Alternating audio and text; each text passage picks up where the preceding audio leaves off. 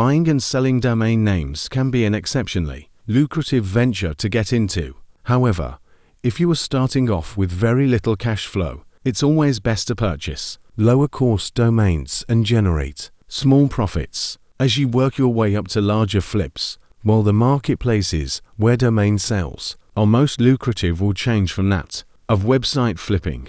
The game remains the same, with your focus being on locating and purchasing low-cost domains and flipping them for a higher price. One of the great aspects of domain flipping is that the efforts required are minimal. No longer must you locate or integrate content, tweak website pages, outsource tasks, or transfer websites. All you need to do is find memorable, appealing domain names in niche markets and sell them to buyers eager to create their own website on this domain. Furthermore, the risks are quite low, as are the investment costs, and once you have set up your system so that you are generating daily profits, it will require no more than 1 hour a day to keep the cash flow going.